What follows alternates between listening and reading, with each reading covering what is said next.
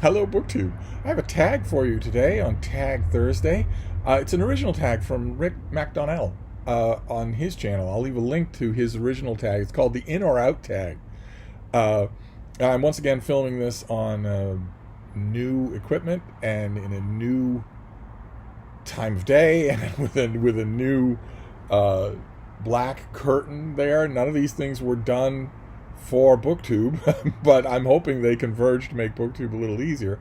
So I'm naturally curious to know, am I looking in the right place? Is the audio okay? Is the video okay? That sort of thing. But anyway, Rick's tag is just a whole bunch of quick prompts designed to sort of ping the topography of yourself as a reader. And there have been many tags like this in the past, and I love them because we have to remember that new people are finding us all the time. And we are also finding new people. And these questions are evergreen. They are evergreen. In his video, Rick lists a whole bunch of these quick in or out prompts. Are you in or out? And there's a mesmerizing quality to his video. Just in hearing him say over and over again the word out with such a weird Canadian intonation. But he stresses in his video that you don't have to do any of these. You can add some of your own. So I want to do his. I've got the trusty iPad here. I want to do his and then add some of my own to sort of ping your own topography. I want to know the answers to these from all of you, not just new people maybe who have new channels, but and also all the people in the comments field, but also lots of older booktubers where I'm not 100% sure, no matter how many of your videos I've watched, that I could answer these questions. And I want to know, because I'm bookishly nosy, or nosily bookish. So we're going to do, we'll do Rick's first, and then we'll do mine. His number one is reading the last page first. I honestly don't understand this at all. Not at all. I don't see what the point would be. I guess a pro forma objection would be, why would you spoil it? But how much of a book are you spoiling if you read the last page? It stands to reason that lots and lots will happen between the first page and the last page. Who's to say the last page will be comprehensible at all? Maybe it would spoil that some characters are still alive, but I don't understand it at all. So I don't read the last page first. I'm out when it comes to that. Prompt number 2 is enemies to lovers. I'm afraid I'm going to have to be out with this one as well. It's always struck me as a little bit lazy, convenient, in a way that is just boring to read. So I'm gonna say out to this one. The number 3 is dream sequences. If I remember correctly, in his video, Rick is very adamantly out with dream sequences. I don't get that. I love them myself. Absolutely love them if they're done well. I think in terms of a lot of the narrative, the rhetorical gimmicks that he lists, it really does come down to whether or not it's done well.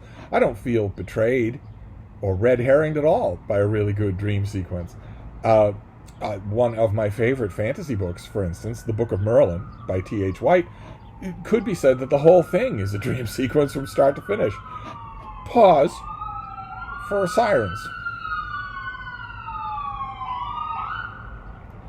It is 7:15 in the morning.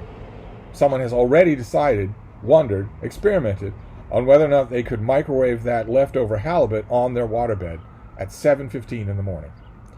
And even though the ambulance drivers know that this is just a nuisance call, they know perfectly well there is not a crisis here. Doesn't matter. They still wail on the siren because they're having a boring morning, and they'll be done at noon, and then they'll spend the rest of their afternoon cursing out loud ambulance sirens.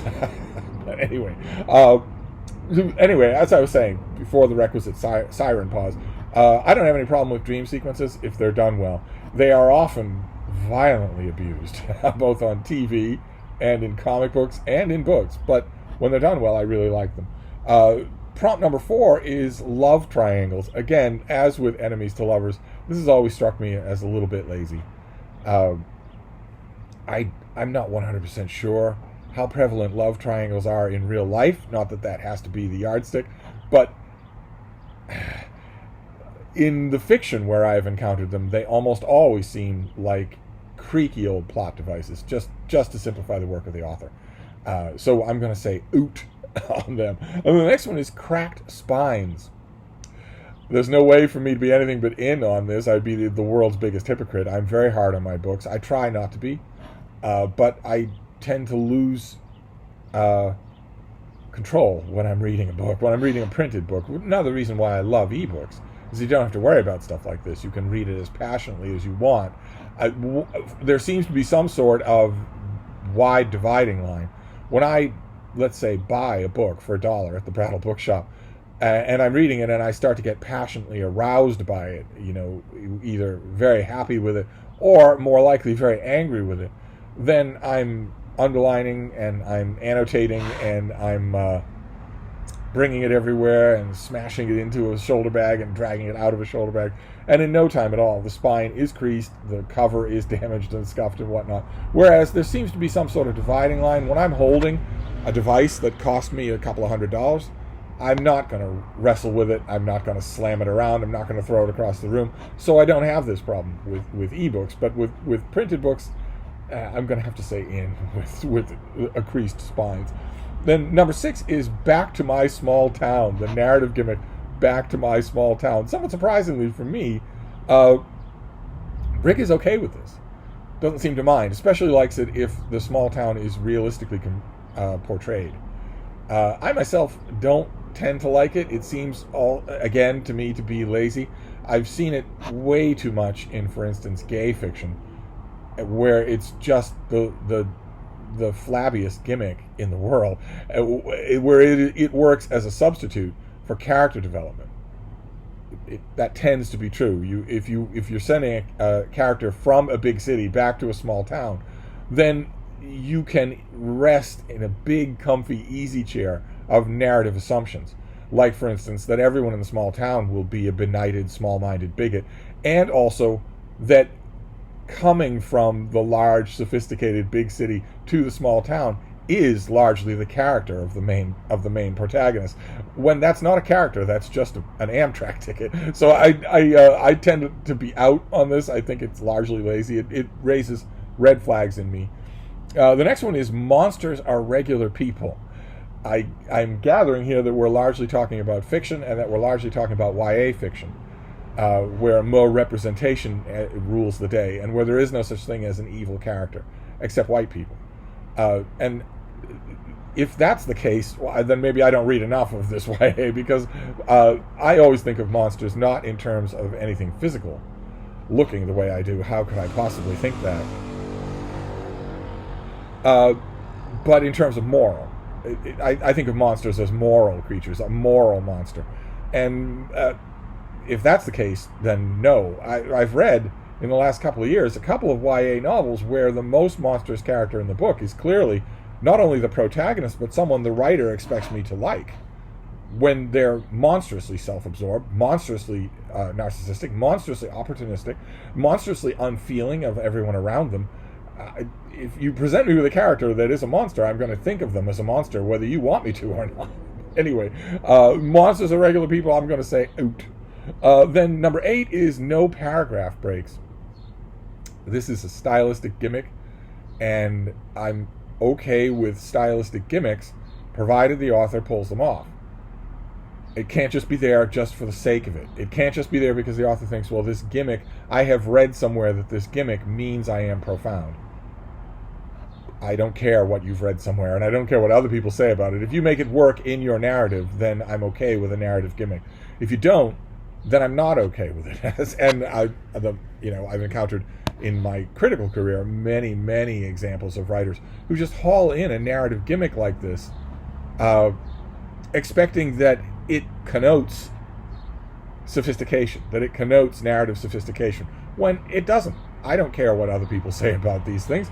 So in, for instance, Infinite Jest, I'm looking at a paragraph and thinking, okay, well, this is 4 pages long, but its internal components, its internal flow, is clearly 4 different paragraphs, or 10 or 20 different paragraphs. If you're reading it, you're saying, okay, well, but here's a pause on the part of the writer, or here's an intake of breath on the part of the writer, here's an intake of breath on the part of the character, here's a subtle or not so subtle subject change. So naturally, organically, this is not a 4-page paragraph. The only reason it is this way, when the internals would dictate otherwise, is because you're making it one in order to make some sort of meta point to the crowd at the Cantab Lounge in black turtleneck sweaters, sipping avocado tea. And I don't care about your desire to impress such people. I only care about the text on the page. And if a 4-page long paragraph clearly breathes as though it were 20 paragraphs, and you're not letting it be, and I'm going to have to say mostly out. But again, it's conditional, because stylistic gimmicks can work in the hands of someone who knows what they're doing. Where do we have here? Oh, yes, number 9, multi-generational sagas. I love these things. I'm going to be in on them. They are awful gimmicky, and they aren't consistent. They aren't believable. Usually, they aren't believable. The most unbelievable example right now would be Stephen Saylor, the writer of Roman-era historical murder mysteries, has a series of ongoing big novels that are the generational saga of 2 different Roman extended family clans throughout the history of Rome, from the mytho-historical days of Romulus and Remus all the way, I presume, to the fall of Constantinople. I'm assuming that's where these books will go. And when you have a family saga that goes on that long, it becomes unbelievable just on its own, just on the basis of that fact. Families die out. But as a way to personalize and dramatize history in a fictional setting, I have a sweet tooth for them, so I'm going to say yes. I'm going to say in. Number 10 is rereading. I am hugely in on this. This is hugely in. I am right alongside Rick in saying that I don't have any real understanding of people who don't reread. I really don't get that at all. Your perceptions change with any luck, if you're doing it right. Your perceptions as a reader change. Your life changes, and also your understanding deepens. I presume, I would hope, that your understanding deepens, which means that a fairly complex work that you read 10 years ago is going to be very different reading experience if you read it today. I have always found this to be true. In my own case, I couldn't live without rereading, so that's an in. Then 11 is artificial intelligence as an element in a plot. I'm in, again, as with so many of these things. This largely depends on how it's done. Often I see this done well, and it's always thought-provoking, so I have no problems with it. Then number 12 is drop caps, and that is the big first capital letter of the first sentence of a new chapter. I'm with Rick in thinking this is just so fancy. I love it. I absolutely love it. Orthographically, it breaks up the page. Number 13 is happy endings. I love happy endings. They have to be earned. They have to feel it. They can't just be foreordained. And except in a few rare instances, they can't just come out of nowhere. Like I said, they have to be earned. My favorite example of a happy ending that isn't earned, and yet I love it anyway, sends me into rhapsodies of joy, is the ending of The Lion in Winter, both the play and the movie, where the climax is shatteringly dark and depressing, bleak without any hint of hope. And yet the very end is very, very good. It's very upbeat. But that's a rare exception. Usually I like the author to lay the groundwork. I like them to make it an earned happy ending, and then I'm smiling when it happens. Number 14 is plot points that only converge at the end. And here, Rick surprised me a little by being very vociferously oot on this. When plot points that only converge at the end, for the first 18,000 years of storytelling, was a story.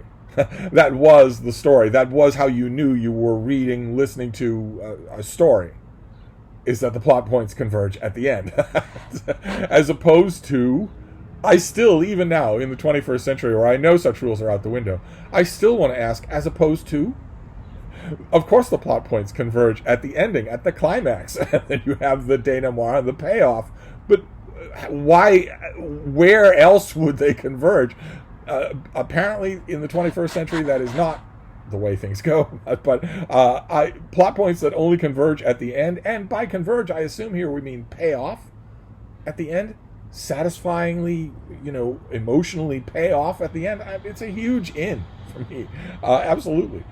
Then number 15 is detailed magic systems. Here Rick makes a very convincing case for out. That it's the author should know every last detail of the magic system, but maybe not drag you through it. Maybe not drag you through every single detail of how things work. And that's tempting. As an in, or as an out, that's tempting. Yes, make it more like Lord of the Rings than The Way of Kings, where there is magic and it does work by certain rules, and the characters who know those rules feel no need to expound on them, but are bound by them. The only reason I'm going to say in on this as well, I think that makes for more graceful storytelling. The only part of me that says out is because I often find the explications of the magic systems fascinating. But if I had to choose in or out, I would say out. I don't need the writer to give me every single D&D detail of how he worked out his world building. Number 16 is classic fantasy races, like in Tolkien, for instance, elves and dwarfs and whatnot. I didn't know that there was a way to be out on these. I can only imagine what that way is. In the 21st century, I can only imagine. I feel certain that discourse, lecture, Twitter tirade has happened already. I feel certain that it has happened already. That having independent races like in Tolkien is racist. I feel certain that has happened already. Thankfully, I have never seen that lecture. I have never seen that tirade. So I have no problems with them whatsoever, especially when they break type. When the races have cultural similarities, they have a sort of a cultural uniformity, and then a representative of that race that we know breaks type and does things that their own race doesn't do. One where like what happens over and over again in Lord of the Rings. But I'm going to say in on this. Then number 17 is unreliable narrators. Again, like with a lot of things on this list, I am in if the author does it well. I often see it, especially in the 21st century, I often see it done wrong. I often see it done poorly, very poorly. I often see in the 21st century unreliable narrators put forward as unreliable, not because they are lying to the audience, to the history, to the historical account or whatever, but because there is no reliable narrative. Naturally, that chaps my hide. I don't like it when that is the underlying assumption. Not that the unreliable narrator is unreliable for personal reasons that will become interesting in the course of the plot, but that the unreliable narrator is unreliable because there's no such thing as a reliable narration. But again, qualifiedly, I am in, if it's done well. Then number 18 is evil protagonists. In the 20th century, an evil protagonist was known as an antagonist. There was no such thing as an evil good guy or good protagonist because there was no rampant moral relativism. If you crowd around someone outside, you and a mob of your friends, and demand that they do something, on explicit pain of physical punishment if they don't, you're a bad guy. Regardless of what slogan you're chanting when you do it. You're a bad guy if you do that. If you walk up to a business and shatter its windows, spray paint its walls, and then loot all of its property, you are a bad guy, regardless of why you say you are doing that. So an evil protagonist is a little bit of a stretch for me. I can think of when I was thinking about this, when I heard Rick's answer, I was thinking about some books where one of the main characters, I guess you could call him a protagonist, is evil. And I have read some books like that where it was a wild ride, where it was a lot of fun. But generally speaking, I am Jesuitical enough to like good and evil to be in separate camps and clearly demarcated. Number 19 is the chosen one, the narrative gimmick of the chosen one. This was for a long time in fan fiction, science fiction, Star Wars and Star Trek fan fiction. This was christened the Mary Sue. a character who is artificially positioned to be important in the plot, doesn't earn it, and never questions it, and neither does anyone else. And it was derided 50 years ago in the 20th century as the quintessence of weak storytelling. And I will try to put this diplomatically. That is not true anymore. In the 21st century, the chosen one narrative is in fact the only narrative, not just in fiction, but in real life. The chosen one narrative has taken ascendancy over all else, virtually everywhere, especially in fiction. It's just changed its tone. It's changed its nomenclature. I'm trying to mince my words here and be diplomatic. There are characters in contemporary fiction who are very much chosen ones. In other words, they are objects of genuflection through no action or worth of their own, but merely because of proclamation. In this, as in all cases, I consider the chosen one gimmick to be incredibly lazy. Just incredibly lazy. It takes a big chunk of your narrative responsibility as a storyteller out of the equation, because it's already a plugged-in formula. So you're not saying that the main character that you're creating earns the respect, the veneration, the leadership role that they get in the course of the book. You're saying that because of a concept that you inherited, just IKEA style, they already are all those things. And I am against anything that takes any of your narrative responsibility out of your own hands. So I'm going to be out on the chosen one gimmick. And then 20 is when the protagonist dies. This was a running joke of mine for a long time. Whenever I would pick up a fantasy novel or a classic or a piece of contemporary fiction, the person who became my favorite character invariably ended up dying. And so of course I have a bit of a soft spot for this. When the main protagonist dies, that's daring, and I often find it unsatisfying. But when a protagonist dies, a main protagonist, but maybe not the person on whom hangs the whole story, I think it can be fascinating. So I'm going to say in on this, again, provided it's done well. If it's done for the 21st century rules, like to quote-unquote subvert expectations, you were expecting this because it would make a satisfying story. I hate you because you're my customer, so I am going to subvert your expectations. That's the euphemism for I'm going to do this thing poorly, intentionally, in order to disappoint you. And then when you flee in droves and no longer buy my product because I have disappointed you, because I have intentionally disappointed you, then I am going to cry that I need some sort of social benefit in order to make my rent. So if it's done for 21st century reasons to subvert expectations, then no. But if it's done convincingly in the course of the book, then yes, I can come up with a number of examples like that. Number 21 is really long chapters. I know this is my answer, my refrain all throughout here, but it kind of depends. Really long chapters, if they work, but the writer has to make them work. If they work, then I'm in. If they don't, if it's just lazy myopia on the part of the writer, then no, absolutely not. Chapters have a rhythm. They have an intake and outtake of breath, like all writing does. And if you present me with a chapter that is, in fact, never taking a breath and is very long, fine, absolutely. If not, then not. If your long chapter takes breaths and you just ignoring it, I'm not going to ignore it.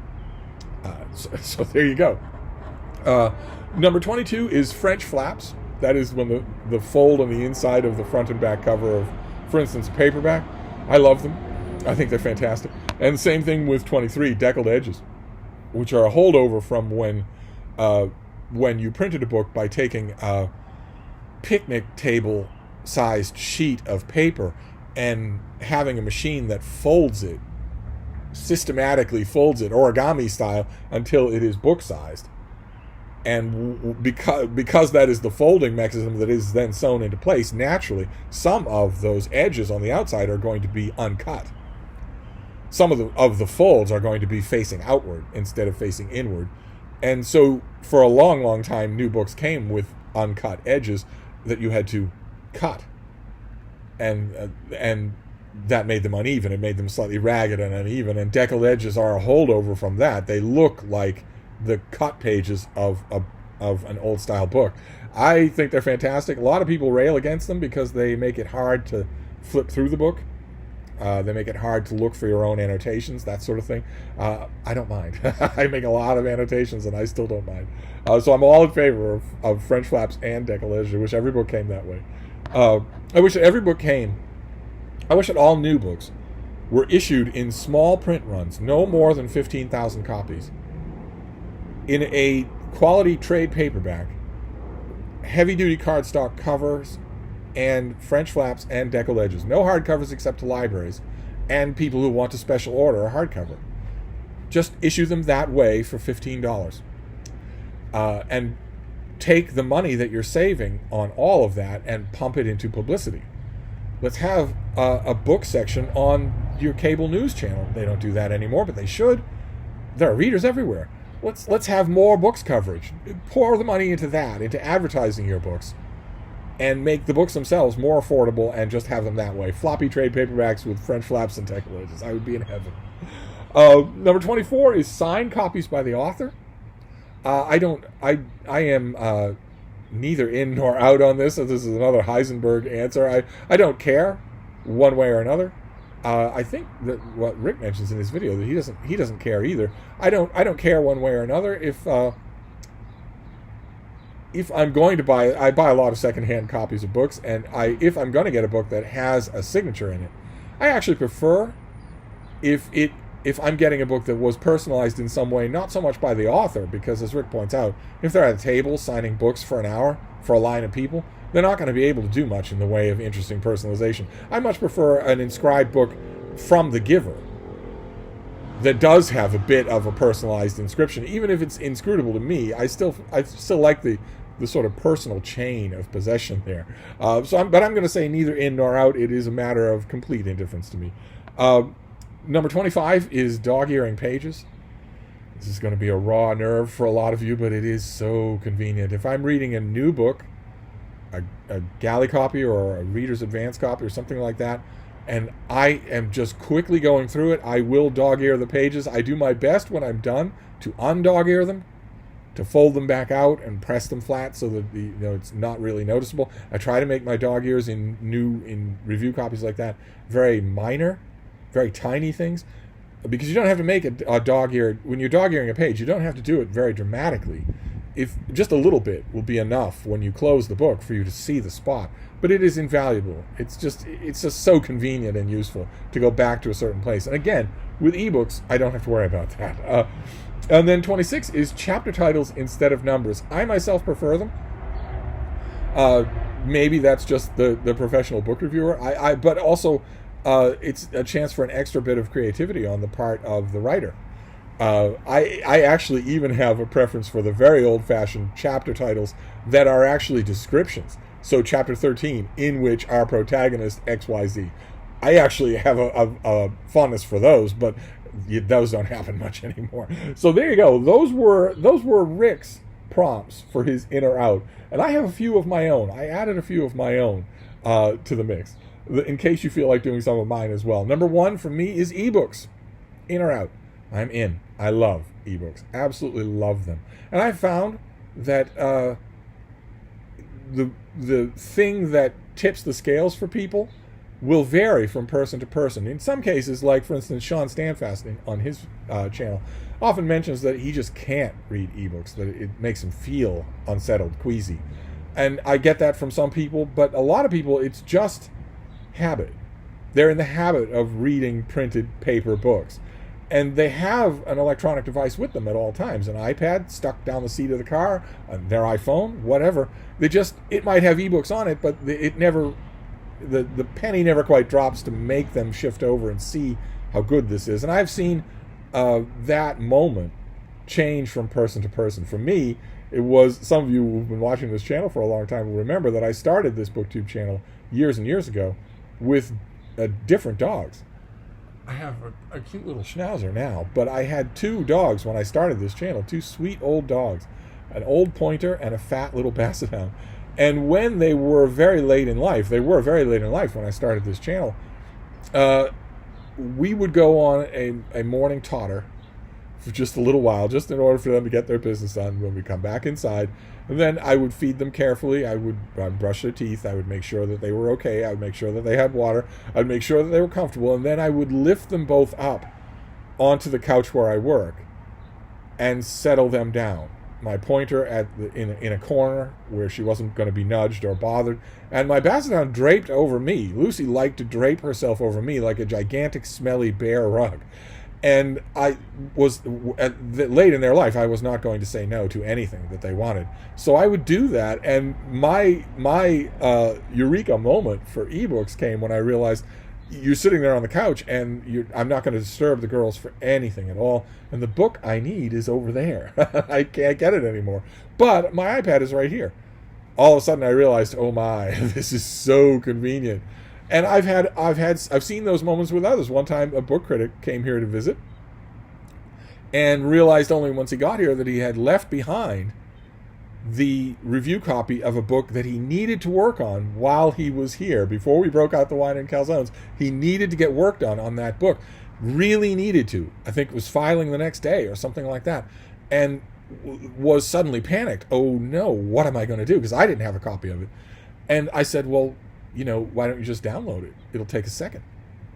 And he did, and I remember him looking up from his iPad and just looking at me in that moment, oh my, suddenly all the talk that had been around the periphery of ebooks suddenly was real. And once it becomes real to you, it never becomes unreal again. So ebooks, in. Number 2, silos. Are you in or out of silos? So do you read only one thing or only a couple of things and you never venture outside that silo? And is that comfortable? Is that satisfying for you? Or do you venture outside of silos all the time? For me, it's out. I read very widely. I will read anywhere that I think might be of interest, might irritate me, might enlighten me, might teach me something. And I try actively to expand that all the time. So for me, silos is out. But what about you? And then number 3, evangelism. Do you evangelize about books? When you love a book, do you keep it to yourself unless you're asked? Or do you evangelize? Do you need to spread the word about it? Tell people, oh my, I just read such a great book. Let me try to sell you on it. Let me try to get you to want to read it. And if you evangelize, if you're in on evangelizing, unfortunately I am, I at least have gained enough self-control over my 28 years so that I will not evangelize until I have determined that the person I'm listening, that my interlocutor, is a reader. There are hardly any readers in the world. So if they're not a reader, I'm not going to bother. If they are a reader, then my control tends to chip away. And if you are an evangelizer, do you go one further and evangelize with people who don't read the type of thing that you want to enthuse about? I'd love to know either way. For me, evangelizing is in. I am a book reviewer. That is in large part evangelizing about books that I like. And I was also for a long time a bookseller in a bookstore. And that also involved a great deal of evangelizing. So for evangelism, I'm going to say in. Then number 4 is palate cleansers. Once you have read a big example of thing X, whether it's really good or really bad, do you chase it with a palate cleanser? Do you need to shift very radically the kind of thing that you're reading next? And for me, I am in on palate cleansers. It keeps me very, very mentally well balanced as a reader to do that. If I read, for instance, Sean McMeekin's book Stalin's War, I thought it was brilliant. Absolutely loved it. But I needed a palate cleanser when it was over. I needed a frothy little Regency romance. And then I'm ready again. I don't believe that that's doing disservice either to the big serious book or to the palate cleanser. But what do you think? Do you palate cleanse in between books? Number 5 is promiscuity. And that is, I'm thinking here mainly of lots of books at the same time. Do you flit from book to book without needing steadfastly to finish the one book before you go on to the next?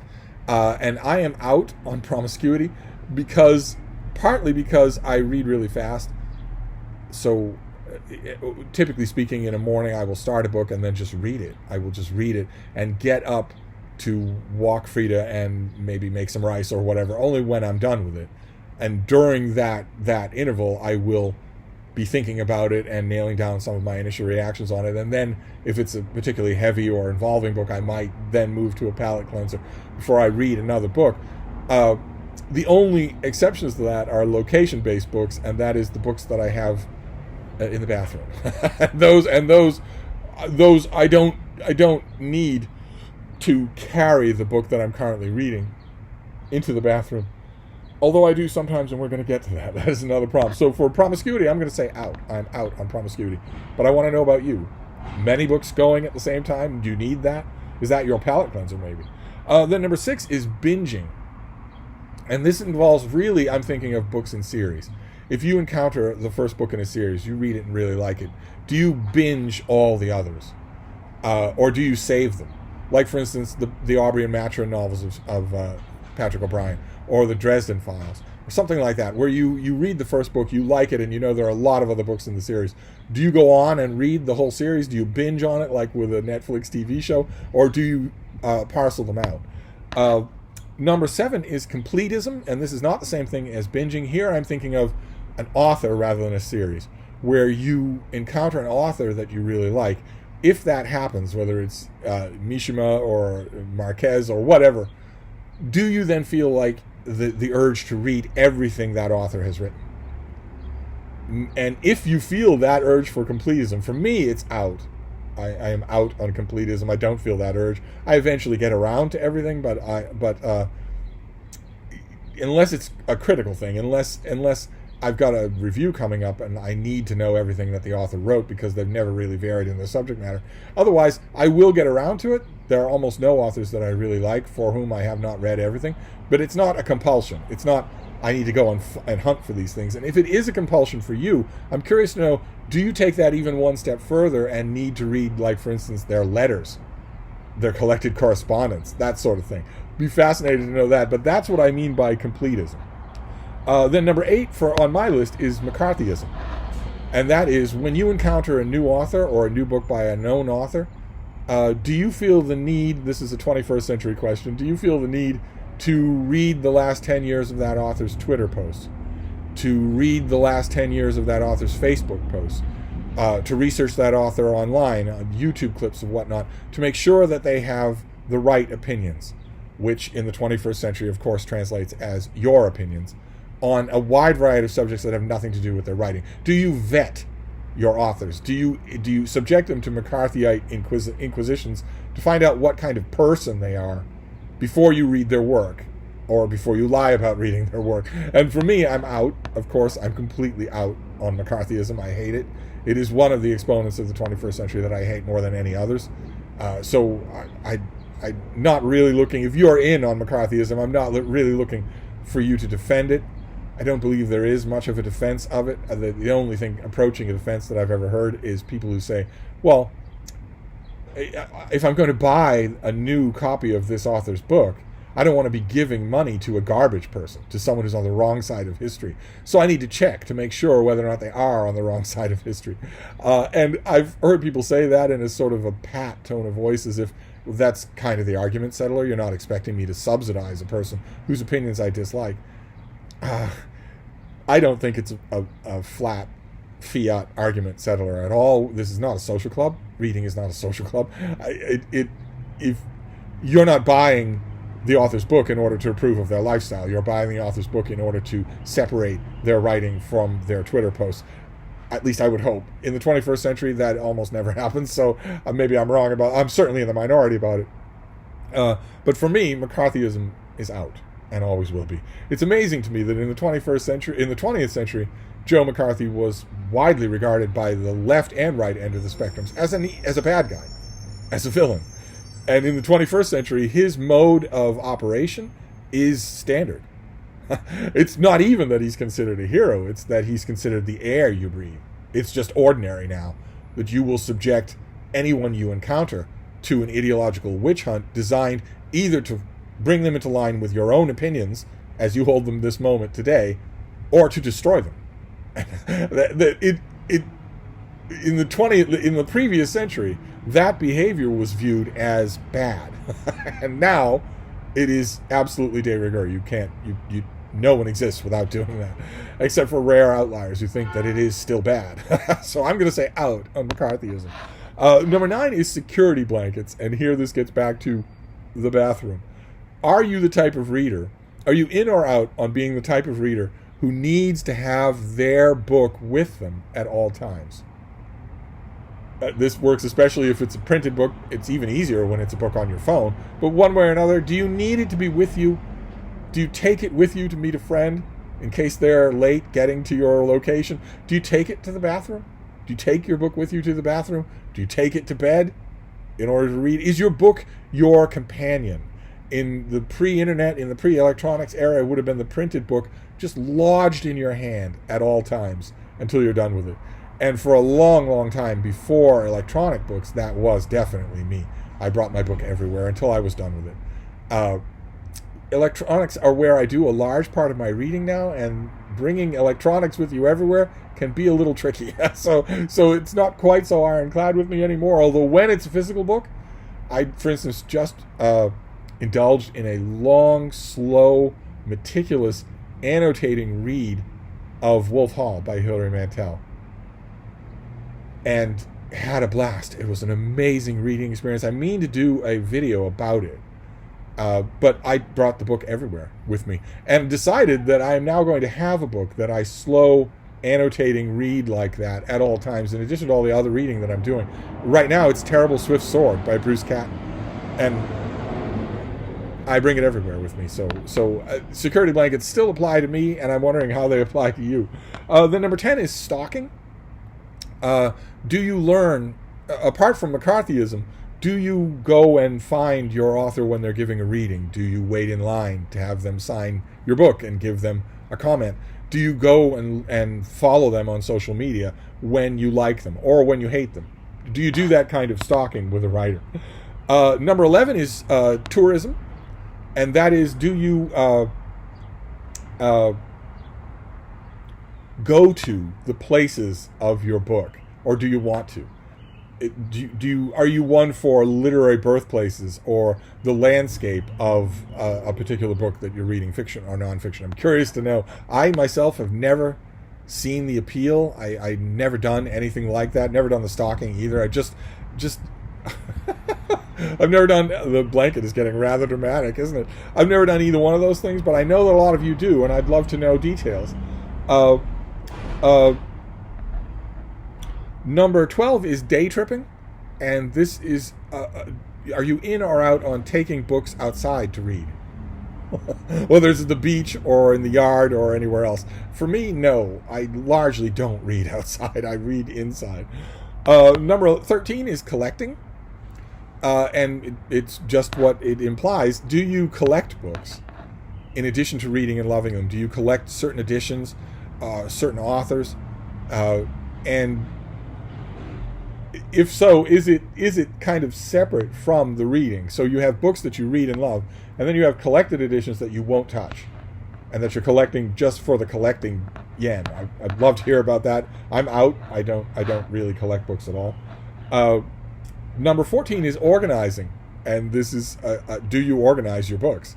Are you in or out on organizing your books? I am theoretically in. Organizing makes life a lot easier. Every once in a while, I will have an organizing yen with my books. I'll go through and do a bit of organizing. They tend to fall out of that organization fairly quickly because I tend to use my books.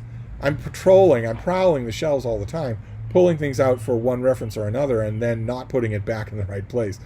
So theoretically, I am in on organizing, and I bet some of you are very much in on organizing. I'd love to hear about it. Number 15 is hate reading. Do you do hate reading? Do you read some authors knowing you're going to hate the experience? I am in on hate reading. I would actually go so far as to say that it is a valuable kind of reading in its way, provided it's not done with blinkers on. For instance, in any hate read of an author, there should be at least a tiny possibility that it will turn your opinion of the author, that suddenly you won't be hate reading anymore. There has to be at least that possibility. If that's not there at all, then that'd probably be a waste of time. But I like to think that I keep that possibility open at all times, even with authors that I absolutely hate. But I do hate read authors, absolutely. Number 16 is annotating. So I'm not talking just about underlining here or highlighting. I'm talking about writing notes in the margins of your books. Do you annotate your books? I am in on annotating. I annotate quite a bit. Number 17 is revisiting. And this isn't so much rereading that was covered in Rick's version. This is, do you revisit an author on whom you have settled opinions? So it's going to involve rereading, but really it's going to involve rethinking. Do you go back to an author on whom you have settled opinions in explicit hopes of revisiting them and maybe changing those opinions? And I am in on revisiting. I revisit all the time. I have a regular crop. Every year I come up with 5 or 6 authors that I'm going to revisit that year, in large part, not just an isolated book here and there, in order to see if my opinions are evolving or have changed, if I missed something the first time, if I've changed as a reader, that sort of thing. Revisiting is, I think, very important, and I'm curious to know if you do it, or once you've written off an author, are they written off forever? Then number 18 is overdosing. And this is not so much an author as reading itself. Do you overdose on reading? Specifically, the situation that would apply here is, do you read past your bedtime? Long past your bedtime? Do you overdo reading? Do you get caught up in a book and just read all day? That sort of thing. Do you do that kind of overdosing? Does reading have that kind of power over you, or do you break it? And for me, I would be in on overdosing if I hadn't already sculpted the habits of my life to accommodate it. So I do not overdose during the day. At midnight, every night, I turn into a pumpkin. I turn off all electronics. I turn off all contact with the outside world in any way. In the 20th century, I unplugged my phone, my wall phone, and just read nonstop. So I already know during the day that I'm going to overdose at night, so I don't overdose during the day. But I'm curious about you. Number 19 is subvocalizing. It's a subject that's come up on this channel before. Do you say the words that you're reading silently in your mind while you're reading them at the speed at which you could say them out loud? Are you speaking the words inside your head to yourself? And if you're new to this channel and you're thinking, well, of course I do that, everybody does that. No, that's not true. Not only does not everybody do that, but you don't always do that. Reading need not be subvocalized. There are 2 different parts of the experience. And if you don't subvocalize when you're reading, your reading speed triples. But even if you inveterately subvocalize when you're reading, there's still plenty of stuff that you see during your day, words in sentences that you see during your day that you don't subvocalize on. And when that happens, the reading experience is much, much faster. But anyway, I am out on subvocalizing. I would be crippled if I did it, so I don't do it. And then finally, the last one, number 20, is booktubing. And that is, do you let BookTube influence your reading? Not just in terms of which books you pick. I'm assuming that sometimes that happens. Somebody holds up a book and you think, oh my, I want to read that. But also in terms of what you think about what you read. Do you ever let booktubers cause you to reevaluate or revisit an author? And for me, I am in on BookTube. Absolutely, it's one of my favorite parts of it. Is that I've got all this group of people whose readings I might not always agree on takes or on favorites. But there are 200 of you whose readings I respect. I respect you as readers. So if you hold up something and say, I just read this and I thought it was fantastic, and I have a negative opinion of it, I'm going to sit and listen. And I've lost count of how many times that has shaped my reading for the next time I encounter that thing. So for me, BookTube is very much in. So there you go. There's a ton of in and outs for a 50-minute long video. Good Lord. And pick and choose any of these that appeal to you, and feel free to mix and match for your own response to this. I'm not going to tag anybody because I want to know these answers to everybody. Boy, that window curtain is dramatic, isn't it? I think it's only dramatic today. I have a feeling that Boston is about to settle under a blanket of heavy heat. So I don't think we're going to have cool breezes for the next 4 days, but I could be wrong about that. It wasn't my intent when I got it. My intent when I got it was only to have the sheet that I was using on that rod stop falling down. But anyway, that's it. That's, good Lord, a long enough video. I will be back. Thank you, BookTube.